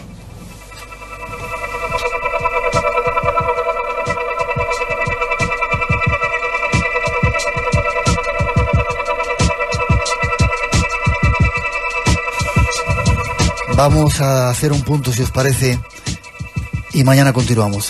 Gracias, Miguel, sobre todo por tu hospitalidad, por haber sido tan honrado siempre con nosotros, tan honesto, y por habernos permitido estar aquí de nuevo, retransmitiendo para toda España y para todo el mundo la auténtica verdad de las caras de Belén. Porque mucha de la gente que lo critica ni siquiera ha pasado por aquí, ¿verdad? No ha pasado, no. Aquí no se va a cerrar la puerta a nadie que ha querido investigar. Ya, pero mucha gente que anda contando cosas de la casa de las caras de Belén no han estado aquí. La mayoría de esos que están hablando así no. Luis Moreno, te veo mañana. Mañana estamos en el epicentro del misterio. Hoy ha ocurrido algo extraño y no sé, intuyo, auguro que quizá mañana también. Vamos a pedirle al fenómeno que se deje ver. O a María o a lo que sea, sí. Que mañana nos ayude a dar respuestas. Yo creo de todas formas que hay algo aquí en el ambiente y todos lo estamos sintiendo de alguna forma, ¿no? Lorenzo, gracias. Nos vemos mañana. Han sido 40 años, 20 de los cuales prácticamente han sido de olvido. ¿Qué sentido tenía mantener eso si fuera un fraude? Eso es verdad. Pedro. Aquí estaremos y desde luego espero que mañana, además de intentar retransmitir algunas de las imágenes para que nos vean nuestros oyentes, pues investigaremos un poco y contaremos un poco de las grandes verdades que hay aquí ocultas y que cuestan de salir. Vamos a dejar un montón de aparatos aquí instalados y ya veremos lo que ocurre. Fran, nos vemos mañana. Nos vemos mañana, habrá que ver qué ha pasado antes. Bueno, yo creo que algunas de las voces pueden ser la gente que se ha acercado, que ya sabe que estamos aquí, habrá que vislumbrarlo. Vamos a analizarlo, ese olor desde luego no era... El olor, ¿no? Y desde luego una cosa, solo podía ser Espacio en Blanco quien hiciera algo así. Pedro, espero que mañana no pasemos tanto miedo como en aquella ocasión. Pues ahora nos vamos a marchar a dormir, a descansar un ratito, pero yo estoy seguro que cuando esa puerta se cierre, alguien ocupará el lugar que ahora mismo está ocupando Luis Mariano. Te invitamos a entrar en un mundo único. Espacio en Blanco. Mucho más de lo que puedas imaginar. En Radio Nacional de España, con Miguel Blanco.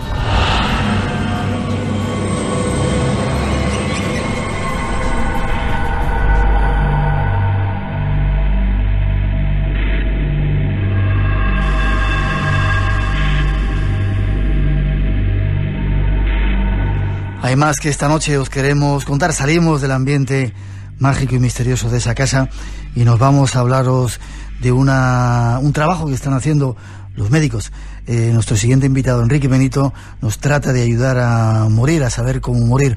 Un tema lleno de esperanza, absolutamente lleno de luz, que os invitamos a escuchar en este Espacio en Blanco especial de hoy. Ahí va la introducción.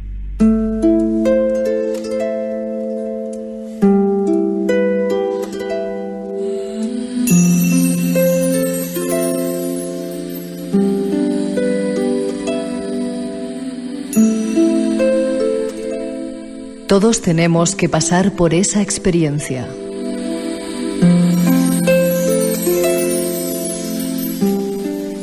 Para muchos es la experiencia vital más importante después de nacer. Incluso se dice que nacemos para llegar a ella.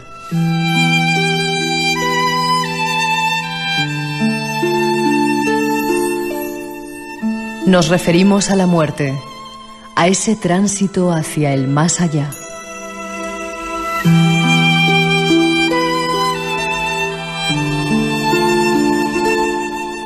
Un grupo de especialistas se han reunido recientemente para tratar sobre ello, para definir sus cuidados y ayudar a los enfermos en ese paso hacia el más allá.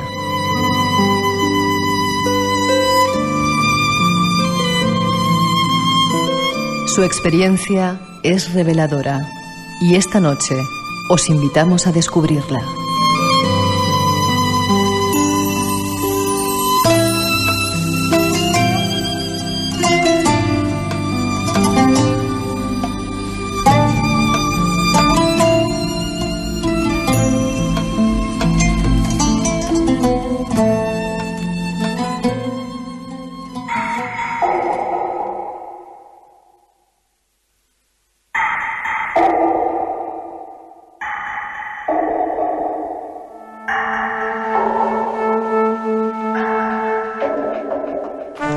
Esta semana nos sorprendía una noticia, decía aliviar el espíritu de los enfermos. Concluye el primer taller de acompañamiento espiritual para sanitarios, una guía que incluye la atención espiritual en la asistencia al final de la vida. Algo que nos sorprendió y nos hemos puesto en contacto con uno de sus responsables, Enrique Benito. Buenas noches, Enrique. Hola, buenas noches. ¿Cómo estás? Bien, gracias a Dios. Oncólogo, dedicado desde hace 10 años a los cuidados paliativos y coordinador del grupo de espiritualidad de la SECPAL. ¿Qué es eso? Bueno, la Sociedad Española de Cuidados Paliativos es una sociedad científica que reúne a unos 1.800 profesionales que en todo el país, médicos, enfermeras, psicólogos, trabajadores sociales, fisioterapeutas, gente de acompañamiento pastoral de la salud, etcétera, pues estamos intentando dar calidad de atención y humanizar la atención de las personas cuando la enfermedad ya no se puede curar, pero queda una persona que necesita atender y acompañar. Esos son los cuidados paliativos. Ya. ¿Antes no se prestaba mucha atención a esto? Bueno, el inicio de este movimiento es de los finales de la primera parte del siglo pasado, de los años 60 aproximadamente. En Inglaterra, un grupo de profesionales se planteó que si todos hemos nacido y todos nos vamos a morir, ¿por qué no dar al final de la vida la misma calidez, la misma calidad, la misma profesionalidad que damos cuando venimos al mundo? Y entonces, montaron una serie de recursos, eso se conoce como el movimiento hospice, y a partir de aquí en Europa, Estados Unidos, Canadá, en fin, ha ido desarrollándose, y en España pues llevamos unos 20 años aproximadamente. Los pioneros empezaron hace pues eso, unos 20 años, y en este momento ya te digo, tenemos más de 350 equipos en todo el país. Y además hay una estrategia nacional del Ministerio de Sanidad que apoya nuestro trabajo, o sea que hay un reconocimiento incluso también de la Administración. Qué bien que se hayan dado cuenta de que hay que también tratar de aliviar no solamente las enfermedades físicas, sino también el espíritu, ¿no? Bueno, a ver, los cuidados paliativos son la atención profesional y humanizada para cubrir las necesidades de las personas al final de la vida, pero esas necesidades son también de tipo físico. Hay que controlar los síntomas de dolor, de tipo emocional, de tipo social, pero también de tipo trascendente, es decir, intentar trabajar con el sufrimiento y ayudar a acompañar a los pacientes en este proceso es una de las partes de los cuidados paliativos, o sea que no es lo único que hacemos, pero es una parte importante. Tú eres oncólogo. ¿Cáncer es sinónimo de muerte?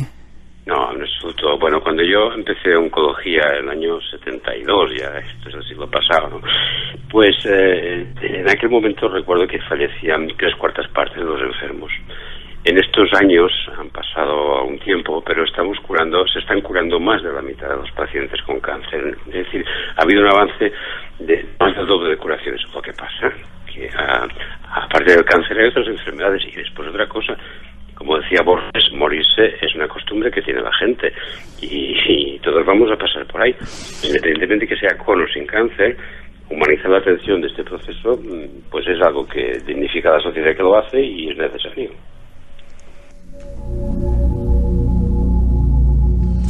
Y además morirse es hasta natural, ¿verdad? Sí, bueno, es que hay que sacarlo del contexto de lo... Es decir, lo único que tenemos cierto cuando nacemos, yo creo que es esto. Ya. Y sin embargo vivimos de espaldas a esta realidad toda la vida. Y claro, cuando nos enfrentamos con ella somos los ignorantes de nuestra propia naturaleza, que eso forma parte de nuestra forma. Entonces hay que ver esto no como un desastre ni como una catástrofe, sino como algo que hay que prepararse para ello, y hay que asumirlo cuando llegue el momento, si se puede, y con ayuda pues mucho mejor, claro. Ya. Supongo que habrás visto muchas veces la muerte. ¿Cómo es? ¿Qué cara tiene? Bueno, vamos a ver, la muerte no existe. Existe el proceso de morir igual que existe el proceso de nacer, ¿verdad? La muerte como personaje no es real, es nuestra fantasía y nuestro miedo lo que la construye. Lo que hay es un proceso que es muy parecido al de nacer, curiosamente, que en un momento dado pues tienes que sufrir un cambio donde te vas a transformar tu nivel de conciencia probablemente, y para eso pues hombre, nosotros le ponemos unas connotaciones de mucha tristeza, de mucho desgarro, de mucho miedo, de mucha ansiedad, de mucha incertidumbre, por nuestra falta de pedagogía y por nuestra ignorancia sobre eso, pero es lo más natural. Yo nací en un pueblo donde vi la primera relación con la muerte fue con la de mi bisabuelo. Yo tenía 7 años y aquello fue lo más natural del mundo. Era una persona mayor, etcétera, etcétera. Quiero decir, había una cultura de morir en nuestro país y en todo el Mediterráneo pues bastante integrada y asumida. Ahora pues nos hemos hecho pues una fantasía de que la tecnología va a permitir como si la muerte fuera una enfermedad más que podemos curar cualquier día, y esto es realmente irreal y fantasioso. Entonces, por eso sufrimos, porque no nos hemos preparado suficientemente. Ya. ¿Crees que hay una vida después de esta? Parece que tu respuesta estás planteando que puede serlo. ¿Perdona? ¿Crees que hay una vida después de esta? A ver, yo creo que hay una vida plena en este momento, y lo que haya después lo descubriremos cuando estemos. Yo no lo sé, pero veo que los enfermos, cuando llegan, cuando han pasado el canal del parto, por decirlo así, cuando han pasado una cierta estrés y se entregan y se abandonan, en este abandono, en esta entrega, hay un estado completamente diferente de paz, de gozo, de serenidad. Algunos de ellos, no todos, pero muchos de ellos son nuestros maestros, ¿no? Y te das cuenta de que puede que las cosas no estén tan mal como puede parecer desde aquí, ¿no?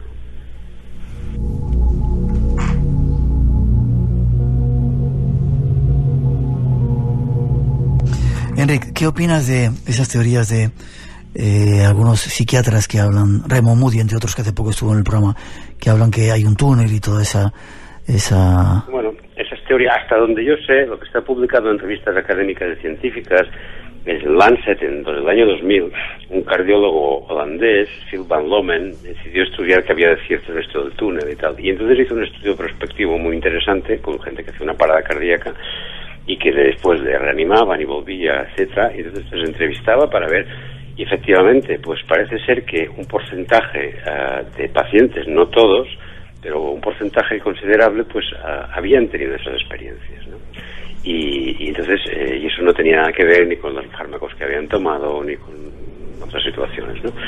Y bueno, pues esto está escrito y publicado, y parece ser que necesitaríamos explorar un poco más de esto, porque puede que tenga bastante viso de realidad. Ya, y no sé si en las unidades donde tú trabajas, salió hace tiempo también una noticia de que en ciertos hospitales, en unidades paliativas, habíais dejado cosas en determinados sitios por arriba, en el quirófano, no sé, libros, cosas, es decir, objetos, por si el paciente salía fuera del cuerpo, como se contaba, pudiera verlo y luego contarlo.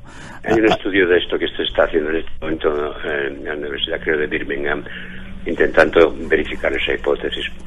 Esas son descripciones de mucha gente que ha hecho esta parada, ha hecho teóricamente, ha estado un momento donde, según nuestros registros, el corazón no funcionaba, y etcétera. Y estas personas cuentan que han visto cosas que habían dejado, por ejemplo, ¿no? Y que habían salido de su... Bien, y efectivamente iban allí y comprobaban que esto era cierto, ¿no? La anécdota que publican en Lancet es de un paciente al que, en un momento dado, le tienen que intubar, lleva dentadura postiza, se la sacan, lo intuban, lo reaniman, lo llevan a intensivos, y después de una semana, cuando él ya se recupera, está en la sala, le dice a la enfermera: usted sabrá dónde está mi dentadura, porque usted estaba presente cuando los demás decían que yo estaba muerto y me tuvieron que sacar los dientes y los escondieron en un cajoncito. Por favor, ayúdame a encontrarla. O sea, aquel hombre describió perfectamente que había visto todo lo que estaban haciendo cuando el electrocardiograma era plano, ¿eh? Por lo tanto, bueno, algo de esto debe haber. Yo no soy experto en eso, pero me parece una posibilidad, sí.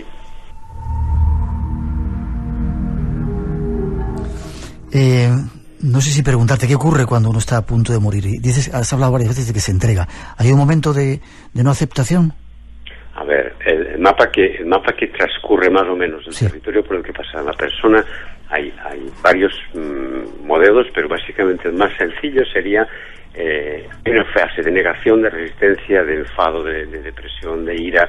Eso llamamos caos. Esto es el sufrimiento y es no quiero, tengo miedo, etc. Hay un momento que se agotan los recursos y el paciente se entrega, acepta.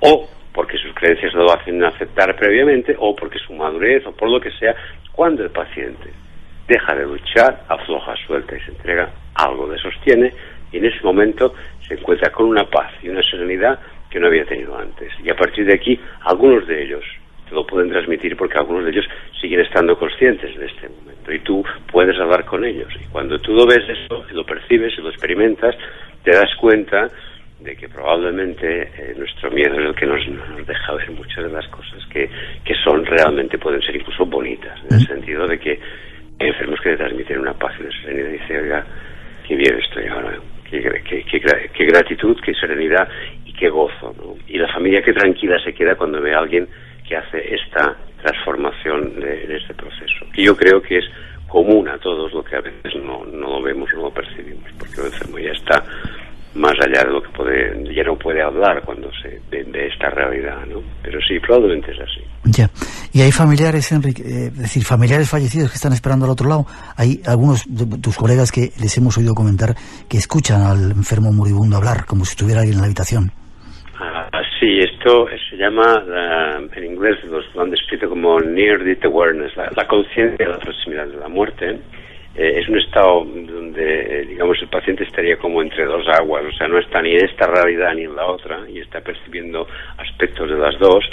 Y entonces, por ejemplo, esto me lo han dicho muchos pacientes: doctor, ¿y cómo estás tan tranquilo hoy? ¿Qué pasa? Dice: esta noche he soñado que venía mi madre a verme, me da una paz, una serenidad, he percibido como que... Eso es relativamente frecuente y no lo vemos más porque no lo preguntamos o porque ellos no se atreven a contarlo, pero muchas de estas experiencias son muy frecuentes, ¿no? Mira, yo diría una cosa, y es que nadie se muere sin saber que se está muriendo. Todo el mundo tiene una intuición, una fuente de información que nadie le puede secuestrar, que es su propia intuición, su corazonada, entonces ahí si tú te acercas y hablas con ellos, te están confirmando que ellos se dan cuenta, que lo ven, que lo perciben, y algunos te confirman eso, ¿no? De que alguien ha venido a hablar con ellos, que sabe que su madre la está esperando, etcétera, etcétera. Sí, eso es bastante frecuente. ¿Cómo es esa ayuda espiritual que dais en el SECPAL? Bueno, hemos llegado a intentar poner palabras a este ámbito de lo subjetivo, de lo íntimo, entonces hemos intentado entender qué es el sufrimiento, que es básicamente, si hacemos la metáfora de que el nacer y morir es igual, sería, imagínate que el que va a nacer tiene miedo, no sabe dónde va, no sabe por dónde puede salir porque no ve ni espacio para salir, y se apalanca para evitar empiezan las contracciones del parto, y la criatura dice: ¿dónde voy? ¿Qué está pasando? No quiero. Claro, esa resistencia lo único que hace es el parto un poco más difícil, más largo y más lento, pero él va a nacer, se ponga como se ponga, y el que va a morir, se ponga como se ponga. Lo que necesitamos decirle es: confía, afloja, suelta, respira, no tengas miedo, que tendrás una madre, verás amigos bailando en una boda, y verás cielos estrellados y oirás música. Y él te dirá: pues si yo no sé qué es esto, estás delirando, solamente conozco la oscuridad y la humedad de donde estoy. La metáfora es esta, ¿me entiendes? Yeah. Entonces, la madre se asusta y se contrae y quiere evitar el nacimiento de su hijo porque tiene miedo, lo está haciendo más difícil. Aquí la madre es la familia. Cuando la familia afloja, suelta y da permiso al otro para irse, también facilita las cosas. Esto es muy importante. Ya. ¿Hay mucha gente interesada en esto que estáis haciendo ahora? Pero está mucha gente, perdona, muy interesada en este tipo de cosas. Sí. Notas como una conciencia nueva de gente que se preocupa. Hay un despertar enorme, porque a ver, nosotros no lo enfocamos como algo ni esotérico, ni mágico, ni religioso tampoco, cuidado. Nosotros lo enfocamos como dar respuesta profesional y humana a las necesidades de este proceso, de este periodo, que es cómo atender el sufrimiento. Y eso le puedes llamar espiritualidad como quieras, pero es básicamente atender el sufrimiento. Y entonces, profesionales interesados en mejorar su capacidad de ayudar a los enfermos, estamos todos. Entonces, unos más vocacionales que otros, pero ahora mismo el primer taller que te has comentado, que fuimos 33 profesionales, de los cuales había 25 que eran participantes y 8 facilitadores, pues ha habido una lista de espera de otros tantos que no han podido entrar pero hay gente muy, muy interesada, sí. Está viniendo todo un nuevo nivel de conciencia donde estas cosas van a ser cada vez más frecuentes y menos raras, ¿no? Más normales. Algo que nos alegra. Por último, ¿quién tiene más miedo, aquel que cree o el que no cree?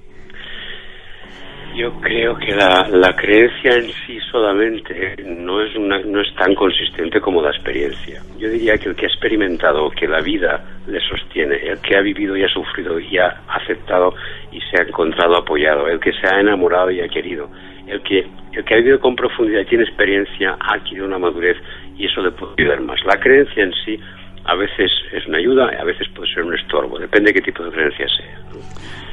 Enric, ¿tú tienes miedo a la muerte? No, tengo curiosidad, pero no tengo prisa. Ya no lo contarás. Gracias.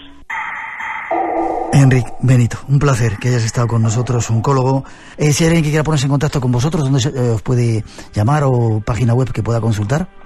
Bien, en la www.secpal, las iniciales de Sociedad Española de Cuidados Paliativos, secpal.org.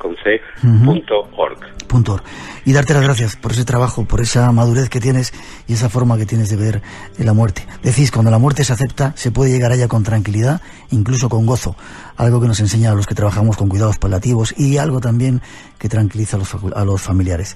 Gracias por el trabajo, como te digo.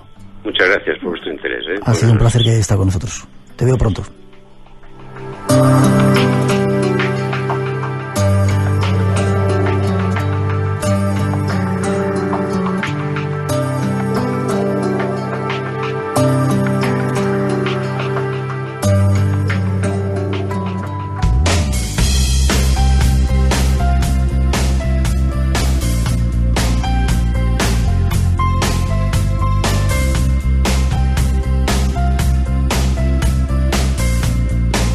Hoy os desvelamos el misterio de ese programa especial que estábamos haciendo. Estamos en la Casa de las Caras, en Belmez de la Moraleda. Y nuestro último tema nos traía Enrique Benito, de la Sociedad Española de Cuidados Paliativos, un médico oncólogo que nos da una lección acerca de la muerte y de cómo morir mejor. Ojalá todos los médicos aprendiéramos, nos enseñaran a vivir y a morir de esa manera para que todo fuera más sencillo.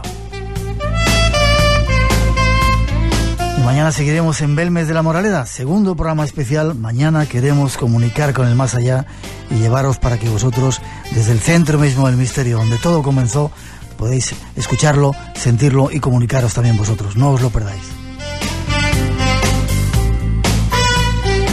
Todo un dispositivo con un montón de técnica, con un montón de aparatos para llevaros eso hasta el corazón justo del misterio. La primera vez que se hace un experimento de este tipo, desde la Casa de las Caras en Belmez de la Moraleda. Será la segunda edición del Espacio en Blanco. Y un consejo, una sugerencia, no os lo perdáis, que habrá mucho que contar.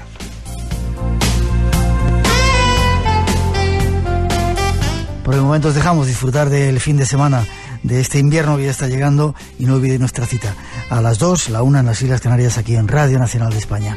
Y ahora hasta las 4 os dejamos con un poquito de nuestra mejor música y los mejores deseos. Ha sido un placer y no os perdáis la segunda parte apasionante de este programa especial. Nos vemos.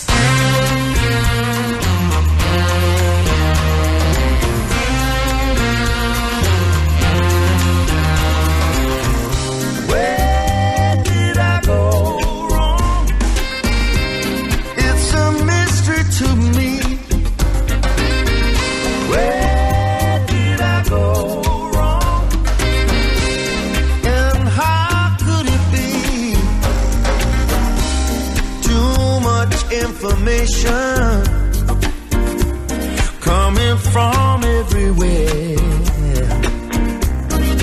Oh, but there's no one who can tell me why love can be so unfair. I tried to give you all a woman could need, but if it's not enough,